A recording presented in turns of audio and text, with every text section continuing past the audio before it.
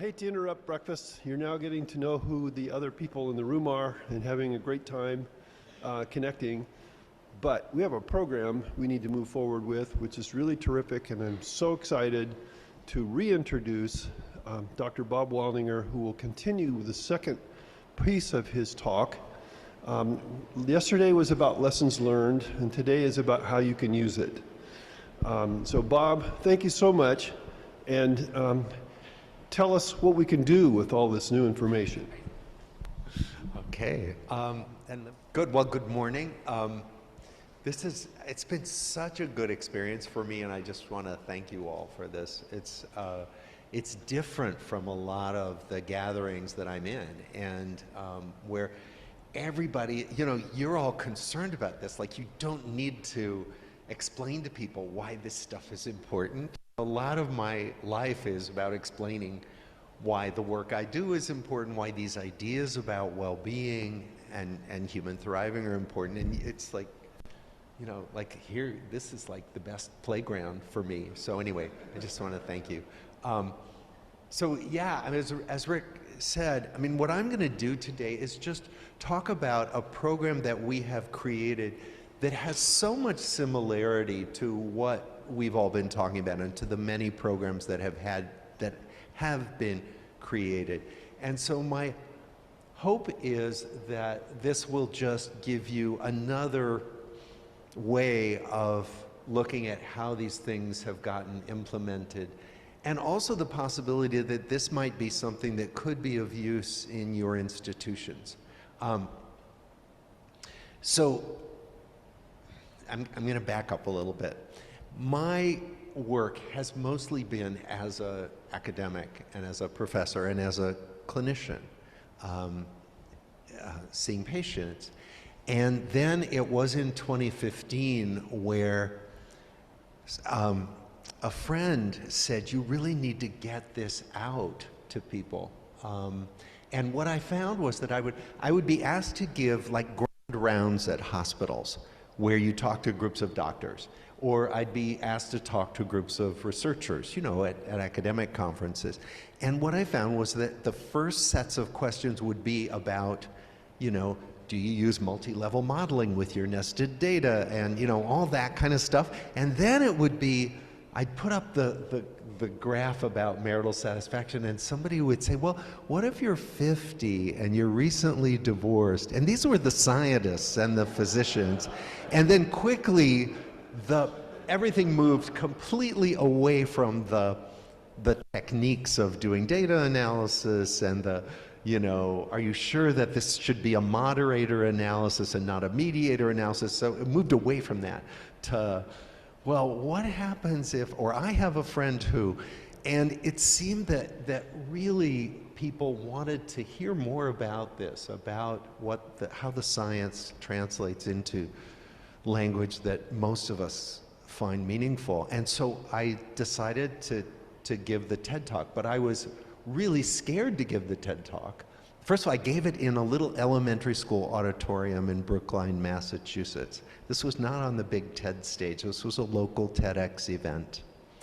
And even then I was afraid. I thought my colleagues would think I had gone over to the dark side, that I was selling out, that I was dumbing down my research. I also thought that I was saying the most obvious thing in the world, because I was presenting the basic message that I talked about yesterday, that relationships really matter.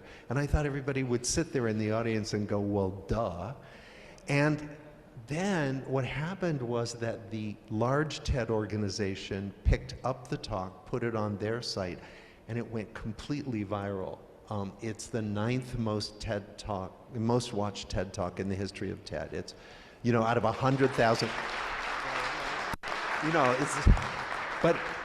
but what it said, and this is, the reason why I'm telling this story is that it said that people were hungry for this kind of information backed by science, and that for some people it mattered that this has a lot of data behind it.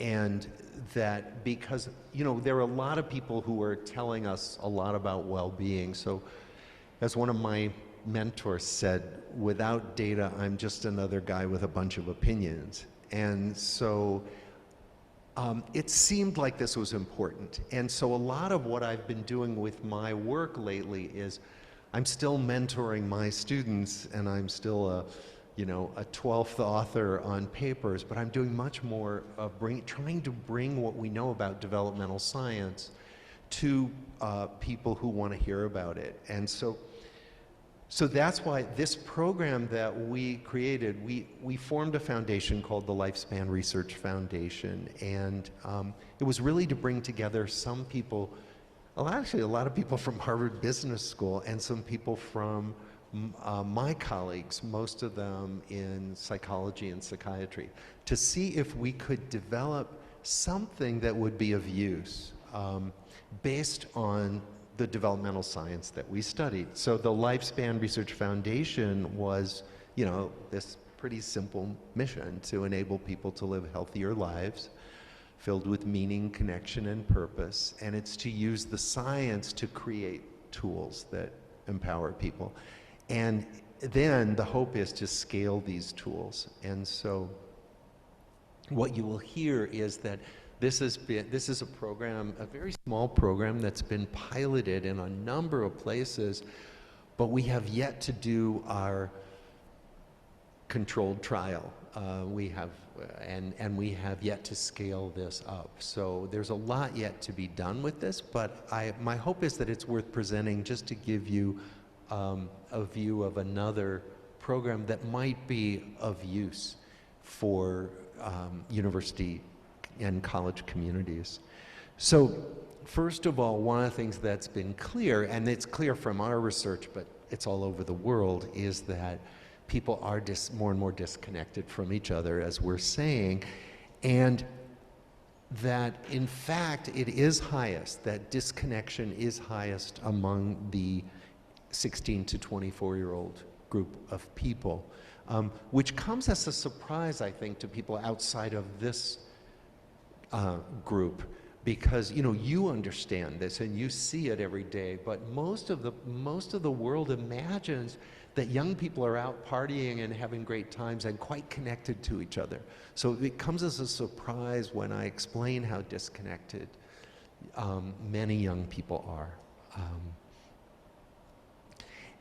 And what we also found was that there was a need for people to know more about what works in human development. That there was a need not just for people to connect more with each other, but for some content, for socio-emotional learning. And part of this came, I got to know a guy named Tim Shriver, who some of you may know. He's the head of the Special Olympics. He has been for many years. And he also is the chair of the board of CASEL, the Collaborative for Academic, Social, and Emotional Learning. And essentially, it's an organization of scholars and of philanthropists and public policy people that promotes socio-emotional learning in schools. So these are mostly K through 12 programs. And I think many of you know that socio-emotional learning has become a burgeoning area of research, and quite a bit of interest is in it, because what they find is that if you teach children from the time they're 4 and 5, this is what feelings are. This is what being angry is like. This is what it looks like. This is what it feels like inside of me. This is what it's like when I get mad at my friend. This is what arguments are like, disagreements. And what they find is that when they create these programs for children, they can include meditation, they can include all kinds of essentially emotion recognition, emotion regulatory skills, and social functioning, interpersonal skills. That when you teach children this, what we find is certainly predictably they behave better in school. There are many fewer fights. There's much less bullying, because you teach kids to recognize bullying, and you teach kids to be anti-bullying advocates and to stand up when they see something going on. That all this happens in schools. But besides that, children do better academically. It's very well demonstrated. Child Development is the premier child development journal.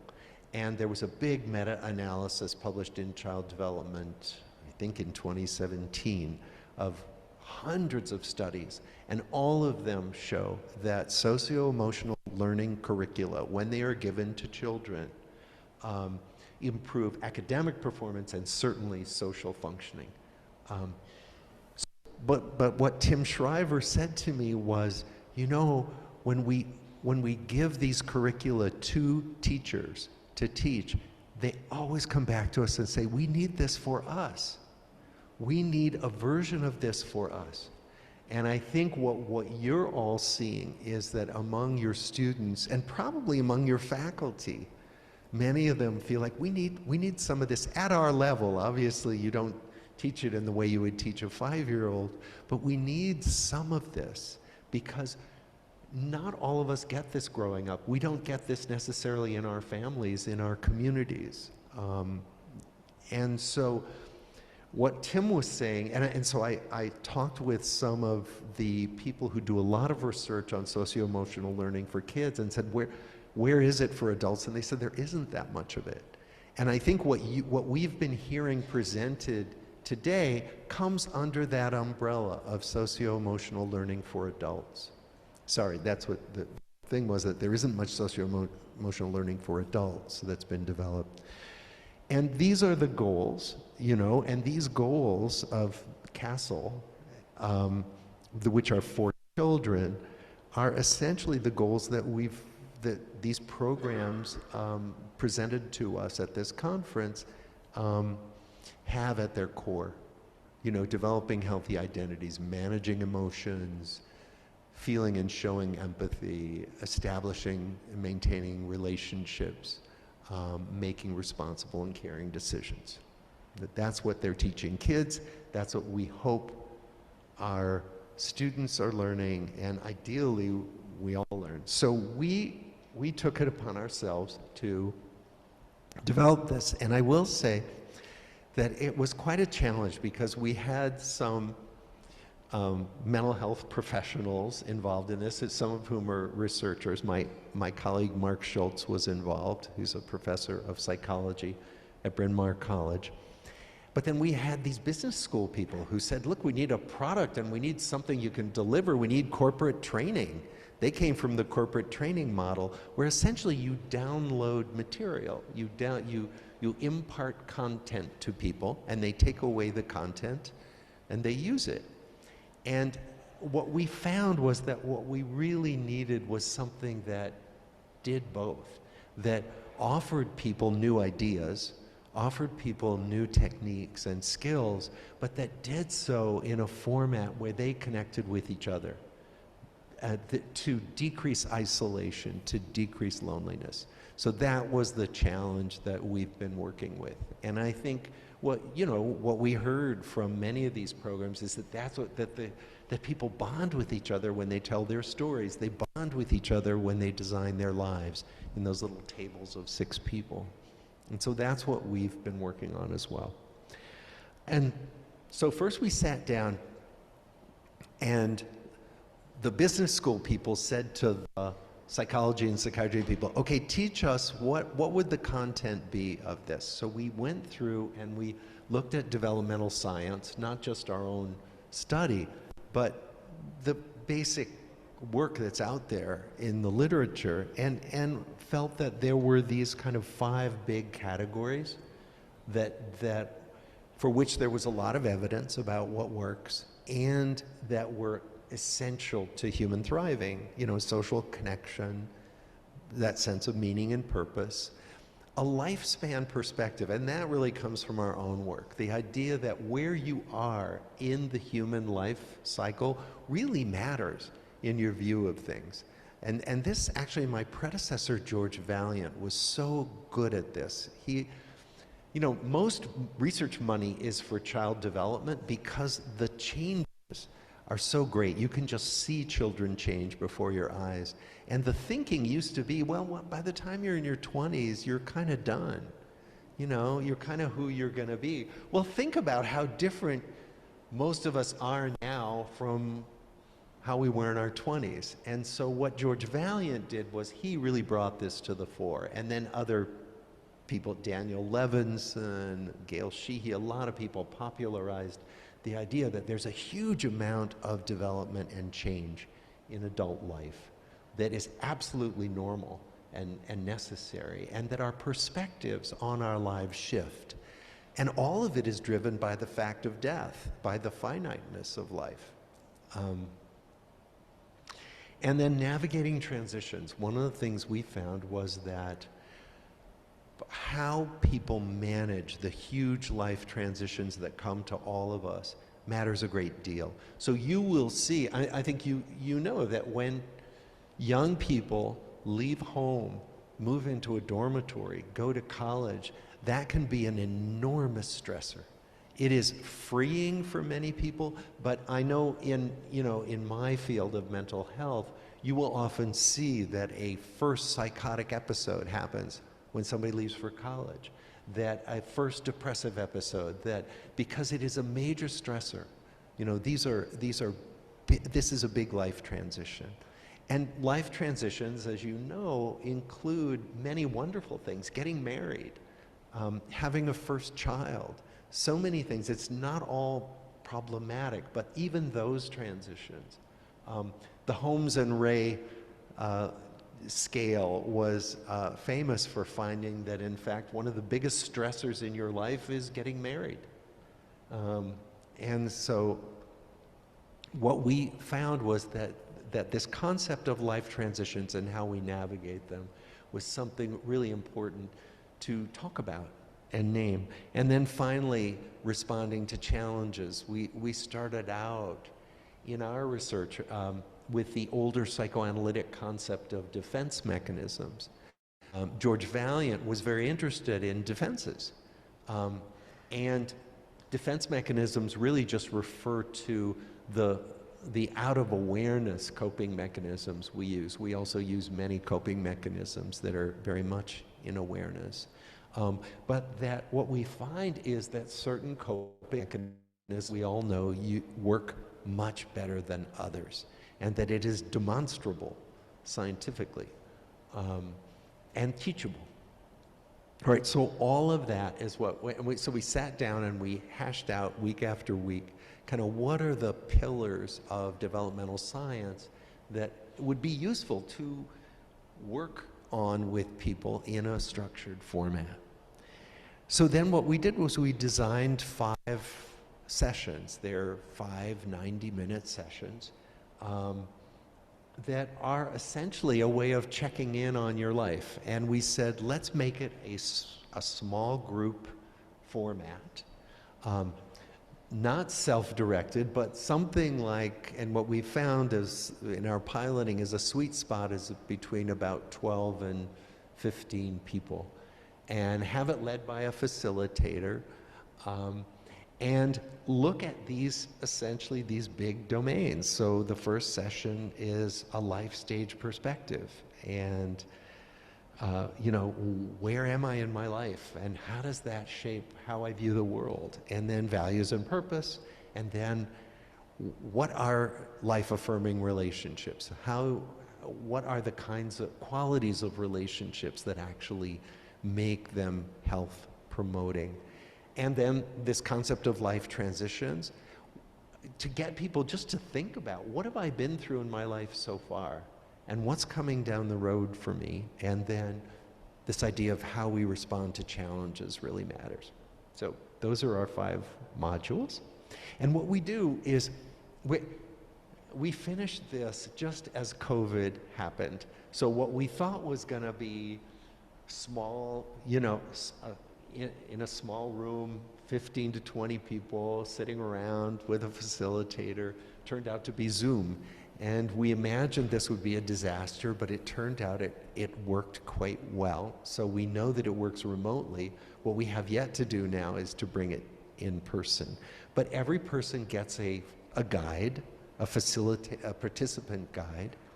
The facilitators have guides, and just like what Bill was saying about the Designing Your Life meetings, these are pretty well timed. And each session has a similar format. Um, it starts, and these are the slides that get shown. It starts with a tuning in, so we do, often it's just a beginning meditation exercise for 2 or 3 minutes. These are 90-minute sessions. And then, and sometimes we'll tell, like, we have this wonderful Zen story that we tell for the transitions module where, about the Chinese farmer who has all these things happen and he predicts they're going to be terrible and they turn out to be great, or vice versa. So we talk about transitions and how we never know really the implications of these big changes that come into our lives. And then, so this is for the first session. We talk about the main themes, and then we always bring in lessons from the research. So we bring in core findings from lifespan developmental research. And each session involves some downloading of content. Actually, there are videos by me with some of the basic content we want to impart.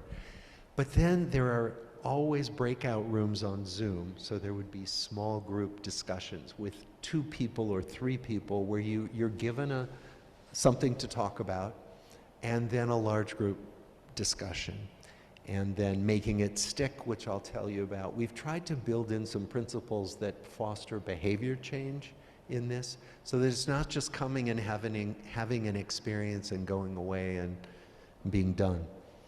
We also set up guidelines for participating, and we ask everybody to agree that, you know, this is the kind of environment we want to create for each other. Promoting trust and learning, respecting confidentiality. We ask people, we say, you know, look, we're going to talk about our lives here, so don't talk about this outside to other people. Being present, so again, putting away screens, which can be quite disconcerting for people, as we've heard. Listening and not interrupting, and arriving on time and staying to the very end. And on Zoom in particular, that can be a challenge, keeping your camera on Zoom. So the tuning in happens, and then we move into a large group orientation, and then each session has an active exercise. So the first one is about a life stage perspective. And what we do is we ask each person to bring a photo of themselves. So these are people who don't know each other. And we've asked to bring a photo of yourself when you were younger. We don't say how much younger, we just say bring us a photo when you were younger. And we have everybody show their photos, and that's a wonderful icebreaker, because people get a kick out of seeing each other now and back then. And then you go into a breakout room, and the questions that you ask each other and talk about are, where was the photo taken? What was your life like back then? And often, you know, someone who's, you know, these were older adults, someone who's 40 will bring in a photo of when they were 18. And how different did life look to you then than it looks now? And people are often shocked at at what was important to them then and how it's not important at all anymore. One guy said, oh, I collected every Japanese manga comic there was, and now they're just sitting on my shelf, and I couldn't care less about that. What happened to that? And people begin to explore, how have my passions changed, my interests changed, my biggest concerns? And it's helpful to do that, particularly when you have an age spread in this group, but you can do it with the same age group as well. The age spread is really interesting, because then you get a 50-year-old talking with a 20-year-old about what used to be important, what is important now, and people, you sort of get, again, it's obvious, and yet you also say, oh my gosh, life really does look different when we're at different ages. And that's why my parents think this way, right? You begin to hear things differently. So that's the first session, that's the breakout exercise, and then people come back and talk about what the breakout groups were like. And what you see is that this is session 1, and you see a group of people who don't know each other at all, very polite and quiet, and then after they come out of this breakout room, they're all excited to talk. and they've gotten to know one or two other people in a way that's not just superficial. They know something about what they cared about back then and what they care about now. And in the second session, we do, it's a classic session on identifying your values and what gets you up in the morning. And so we do, we give everybody in their participant guide a list of values rather than just asking them to make it up, because many people don't, what's a value? What do you mean by that? And so we give them options, but they can also fill in the blank. And we say, you know, put a check mark by the 7 to 10 values that are the most important, and then we want you to choose 3 or 4 of those. And actually the way we phrase it is 3 or 4 things that you couldn't imagine living your life without. And so, you know, I'm sorry, this is what happens when you try to convert a PDF, the participant guide, into a slide. It doesn't work. But basically these are, you know, the usual value lists that you see, you know, family, friendships, connection, creativity, dependability, equality, expertise, achievement, you know, usual values. And then of course you can fill in your own. And then what we've asked people to do is narrow this down, choose 3 or 4. And then what we do is we have them map out a week of their lives. And then write in, and this is in their participant guide, where are you able to express these 3 or 4 core values? And that actually becomes quite eye-opening and sometimes very disconcerting for people, where they look at what they do all week, and some people will say, you know, I'm expressing my values in all these places and they feel very good. And then there are other people who say, I'm not expressing anything I care about in these activities. And that can sometimes, it leads to very lively discussions when they come back from the breakout rooms.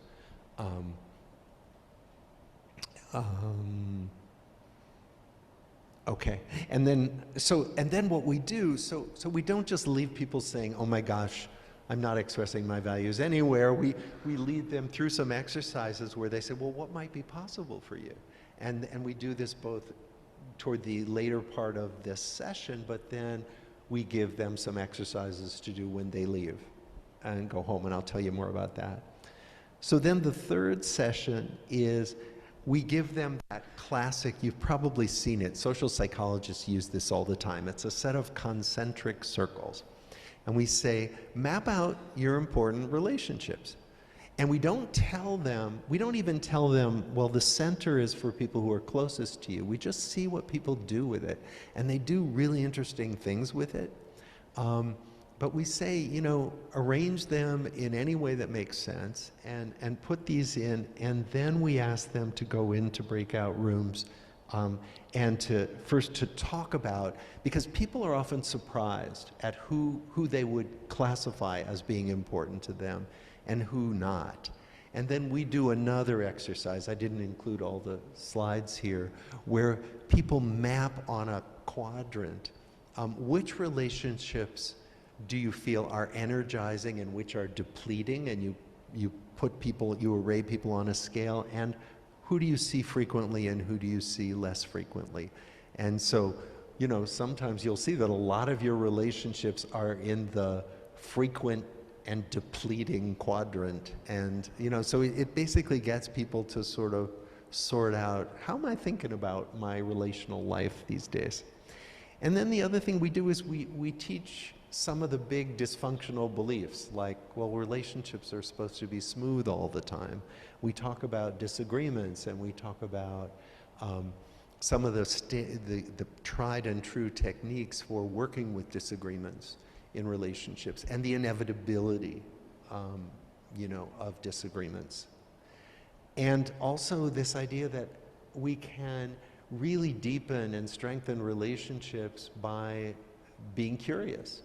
And that relates very much to empathy, of course, but really just asking people about themselves in all kinds of different ways. What's it like to be you? What's it like to work in your job? What's it like to have come from your family? And then the fourth session is transitions. And so, and we have this, you know, we have a winding path quite deliberately, and we ask people to kind of put themselves on the map, put the big transitions of their lives. And so people will put transitions like, my parents got divorced, or, you know, my family moved, or coming to college, or, you know, older adults will talk about birth of a child, or a variety of things. Some people came into our sessions, again, starts out as a group of strangers, saying, I just got laid off yesterday. And that becomes their major transition that they discuss. And we talk about this idea that all of us will face transitions. And in the breakout rooms, we ask them to say, okay, pick a transition, and what did this transition look like when you were starting to go into the transition, like when you were starting to leave home? How does it look to you now in retrospect? And the most important part of this is asking people to think about how they got through it. So, and this comes from our, you know, a lot of our original study subjects were born during the Great Depression, and they grew up, they were children during the Great Depression. And then the Harvard guys went to World War II. So we asked people, how did you get through these times? And what we found is that as people tell their stories about managing difficulty, they recognize, oh, I had these strengths, I had these resources that I used. And then as they think ahead to what's coming up for them, they say, oh, I have some resources that I can use when the next transition comes along. And, you know, we talk a lot about challenges being absolutely inevitable, that this is going to happen, that, you know, and again, this has been a theme we've talked about at this meeting, that, you know, this stuff is going to, COVID happens when you least expect it, and something else is going to come along next. And this is a line from John Kabat-Zinn, the meditation teacher, who says, you can't stop the waves, but you can learn how to surf. And that the point of this is you can't stop these waves that life brings at us, but we can learn to surf better and better. Then wisdom is learning to surf better and better. And then finally, the last session is responding to challenges. And this we found,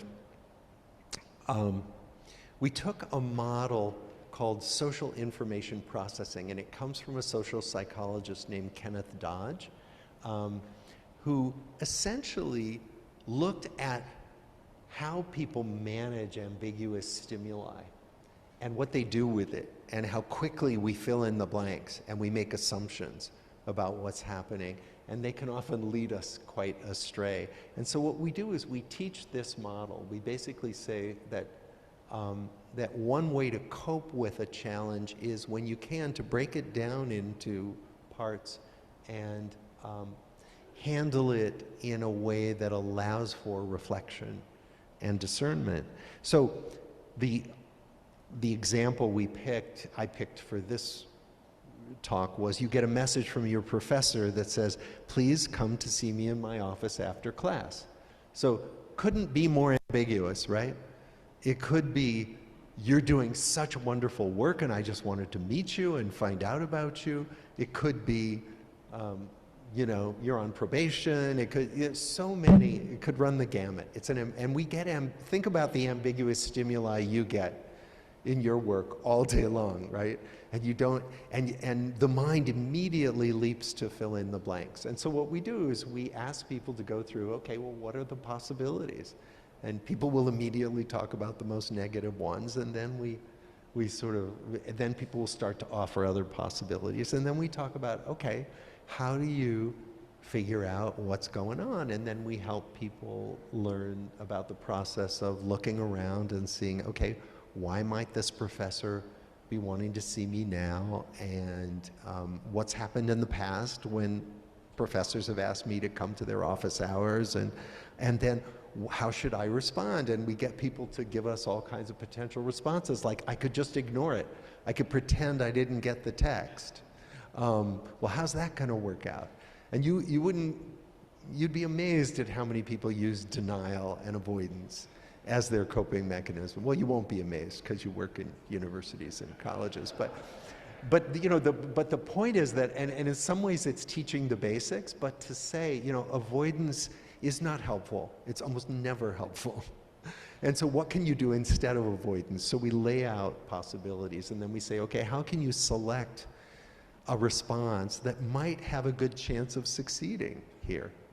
And then you engage, you respond as you choose to, and hopefully that means you go to the professor's office as requested, and then you look back and say, well, how did that work out?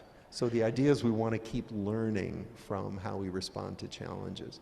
I mean, I know in my own life, I got an email this morning before I came here that basically said, this project you've been working on for 2 years will not work. Our legal department forbids you to do it. The legal department at my hospital. I'm like, oh no.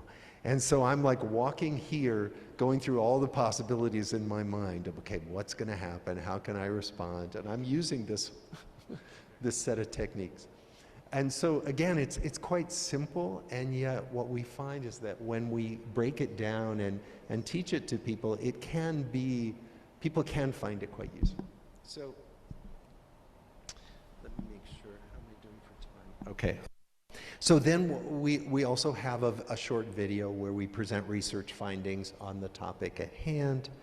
And then we do something called making it stick. We give homework because, as we know, putting things into action is an essential part of creating new habits. It's an essential part of behavior change. So in the participant guide, we have little exercises you can do. And then what we've just developed, and when we do a closing, a kind of guided meditation often to sign out. But then what we do is we've built in what we call gentle accountability, where we ask people to agree to be texted by our bot between sessions. And the texting, we program it. There's a company called Mobile Coach that lets you program the bot. And so this is like a typical one where the bot will program you and say hi and say, you were hoping to text your friend this week, how did it go? And then the person responds, I haven't done it yet. And the bot says, no problem, what made it hard to do? So you ask people, what were the obstacles? And then the person says, it felt awkward.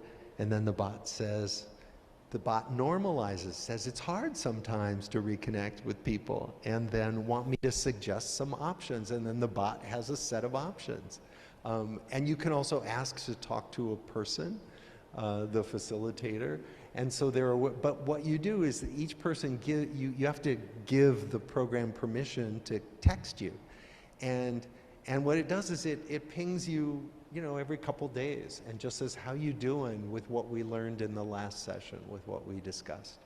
And so that's the kind of program. And what we find is that people find it very engaging. Almost everybody consents to be texted in this way. Not everybody responds, but usually people do.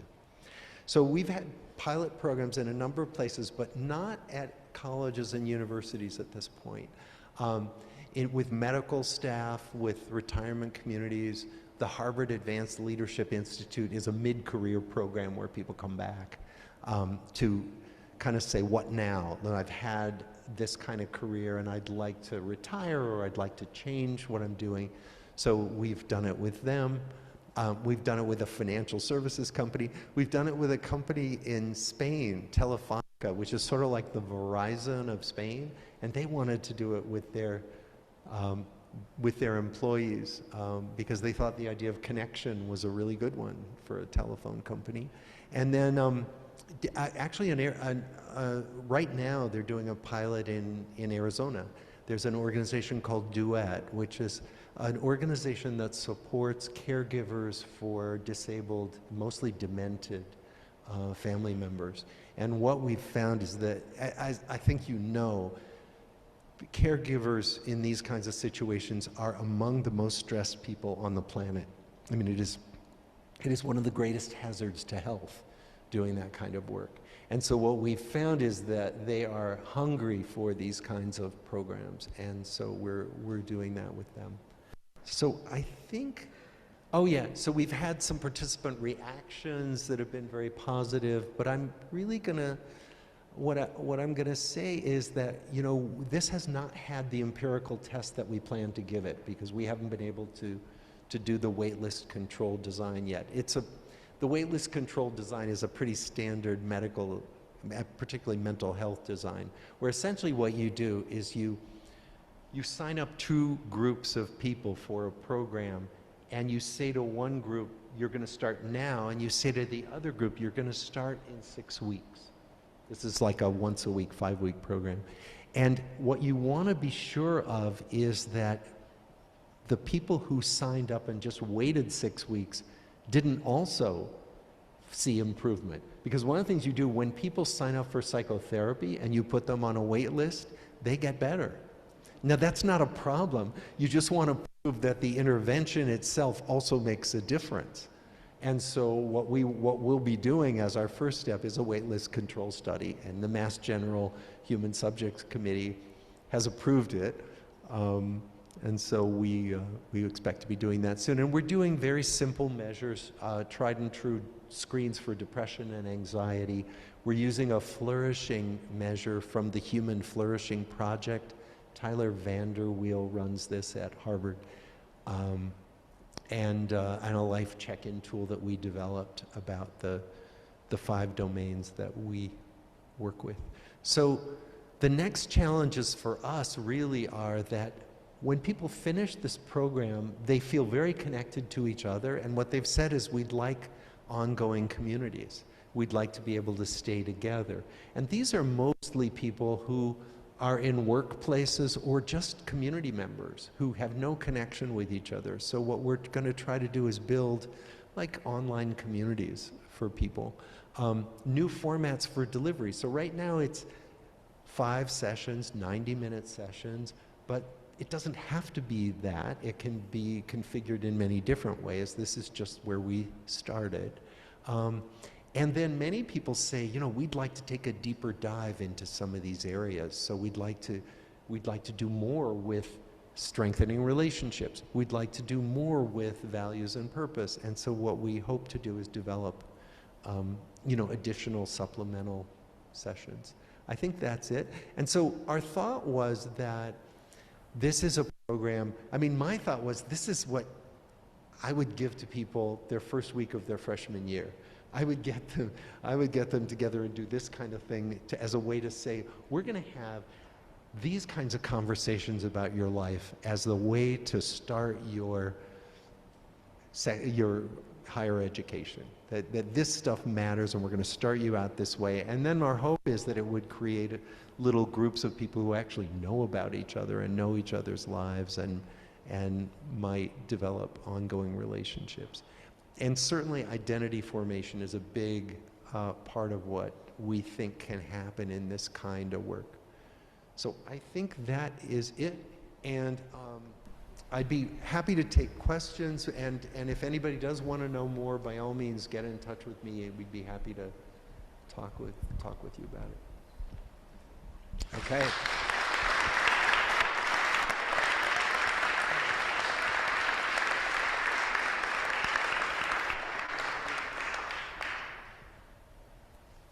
Any questions or thoughts? Skepticism? Yeah.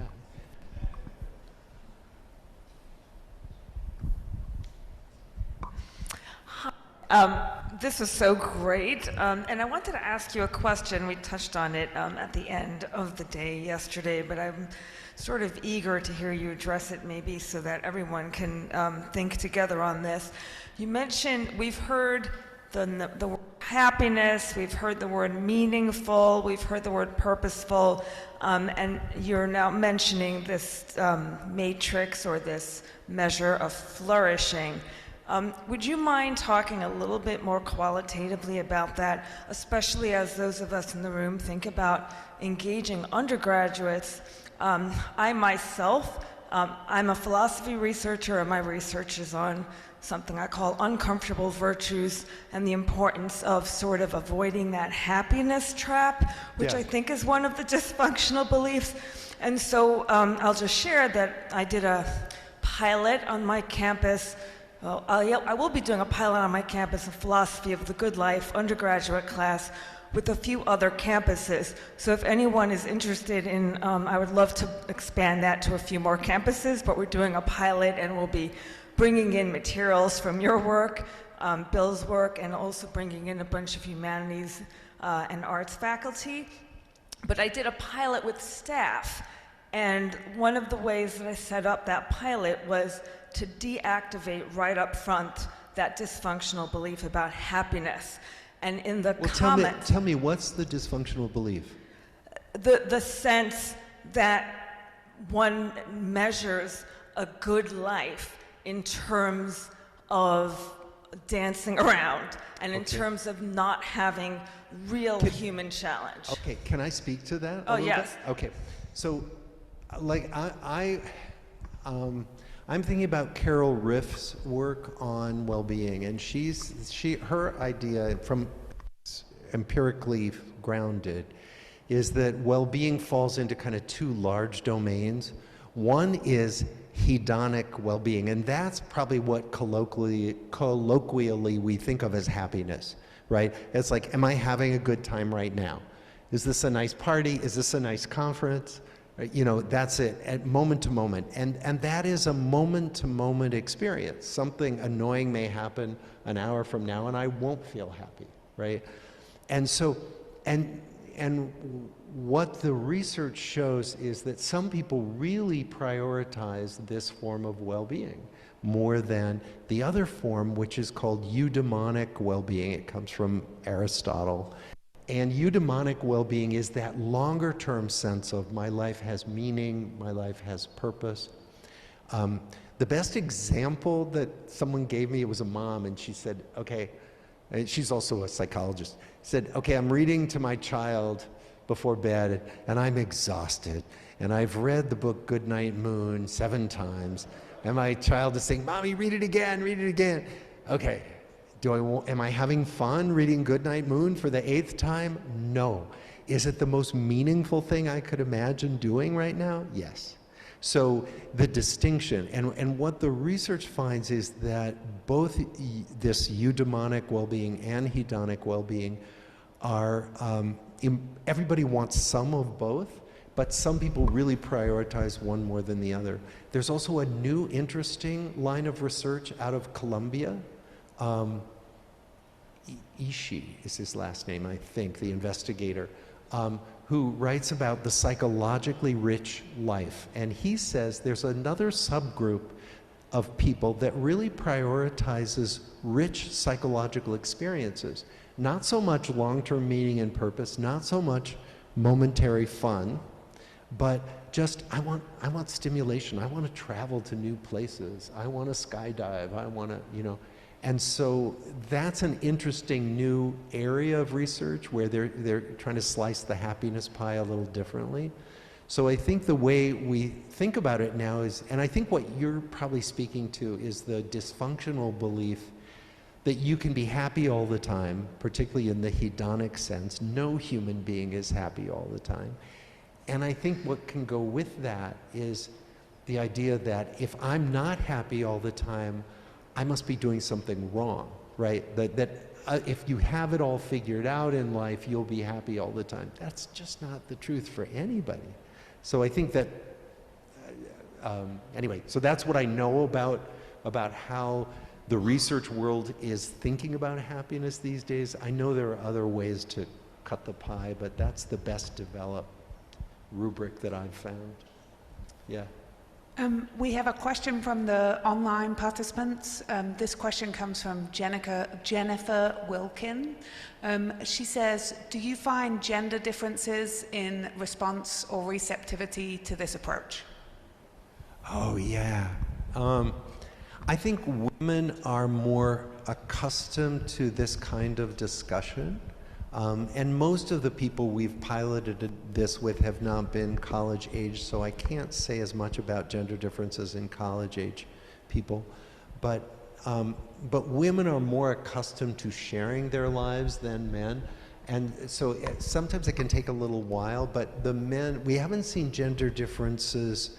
Men get into it, and they seem to value it. Obviously, some people more than others.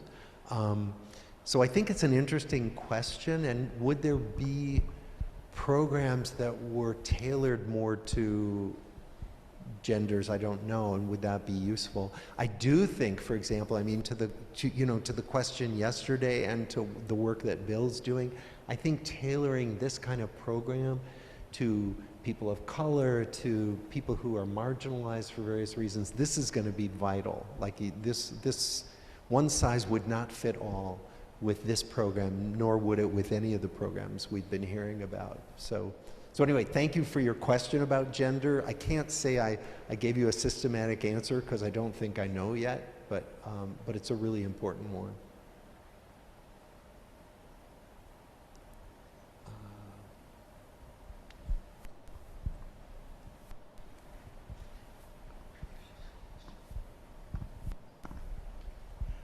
Thank you.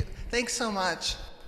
I'm like worried about your 2-year project right now, but I'm trying to talk myself through the fact that you're very successful and that you probably will have some strategy. So anyway, thanks. It's a bunch of lawyers, a bunch of hospital lawyers. I was like, what's going to happen? Anyway, thanks so much for your presentation. And it's making me think, and this is, I guess, more of a question for everyone, but would it make sense for us to have something like a values and connection center on campus? We have centers for other kinds of things, but there aren't a lot of places for students to come and talk about this question of values, and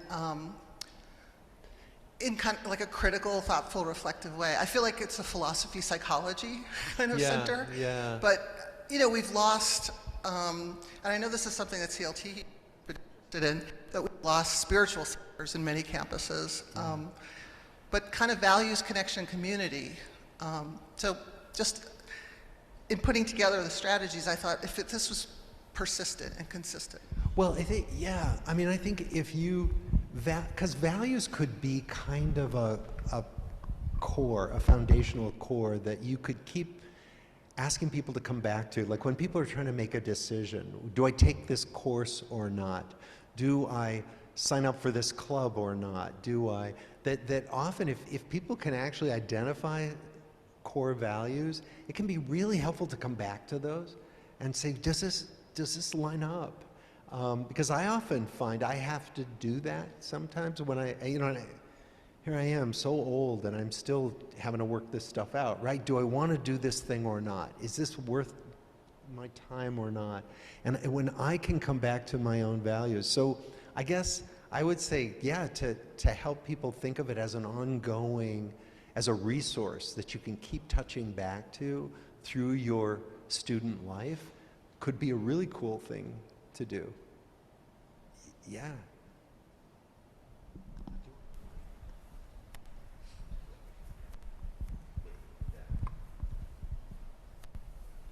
So I'm not going to ask my completely weedsy question that I had, but I'm really interested in this wait list protocol, especially as we build programs where we're going to probably have more demand than we're going to be able to have supply. I'm trying to understand how does that fit in, and how do you see that as a model we can use as we're building these programs? Because that's been my experience, is that the students want it way faster than we're able to deliver it to them. Yeah, exactly. And you can use it. I mean, essentially, the waitlist protocol started because the idea was, what if you have some people on a medication and you don't give it to other people? Is it ethical if you believe that the medication works? So if you're delivering a program and you believe it works, is it ethical to say you're not going to get it? Well, no. So that's where the waitlist control began. It's like, well, what if these people wait, but then they know they're going to get the same thing with the same benefit. And so, and then if you do, there are very precise forms of assessment and standards, and recruiting. Recruiting is an issue. So, and I can, I know you have people at your university who know a lot about this, right?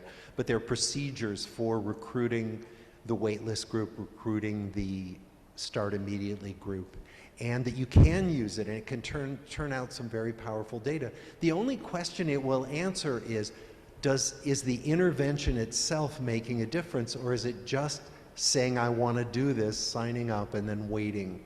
It's a simple question. It doesn't answer the deeper questions about an intervention, but it is the place that you want to start for many interventions, if that makes sense. Yeah. I just had one comment as you're trying to think about how this might map onto undergraduate experiences or people who are working. I think a lot of what I saw in your presentation was being done by the schools that had gotten endowments from the Lilly Foundation a few years ago, and there was about 80 or some schools who got endowments from the Lilly Foundation to really think about how do you incorporate in really structured ways for undergraduates to think through values, purpose, meaning, through reflection, through other kinds of things. And I think the jury is still out on kind of the longer term effects of those grants that went around, but I think some of the structural issues that I think all of us who work on campuses are going to have to kind of struggle with is that a lot of this kind of work, if it's done really well, doesn't land in some of the traditional structures, the inherited structures of the academy. They're sort of either interstitial spaces or spaces that require people to form new forms of relationships that are often across reporting lines.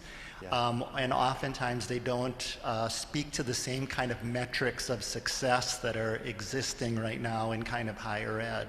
And so I think if we're going to think about how we make these really good insights and these kind of things work in an undergraduate situation, it's going to require us to really think about how we map on structures, how we do evaluation differently, how we work across reporting lines, how we keep it aligned, how we keep it going even after maybe one sympathetic higher education provost or leader exits who can see it and others. So I think this is where the work of CLTE kind of comes in handy of thinking how can we think through this together to make things like this possible.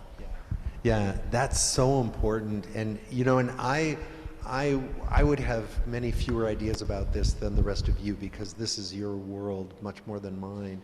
But it occurred to me, that it involves cutting across traditional structures, just like the discussion about mentoring yesterday involved, the idea that, well, not every professor should be a mentor. No, but, some other staff can be fabulous mentors. So how do you, and if you think about facilitators for this kind of program or Designing Your Life or the storytelling programs, you don't necessarily want people who fall into a certain class of employee in a university or college setting. You want to cut across. You want to see where the talent lies for these particular functions. And so again, it's to speak to what you're saying, that it involves looking outside of thinking outside the box in terms of how colleges and universities are now set up, how staff is set up. So I don't know. I mean, and maybe, I don't know if there are other people who have some things to say about this, but.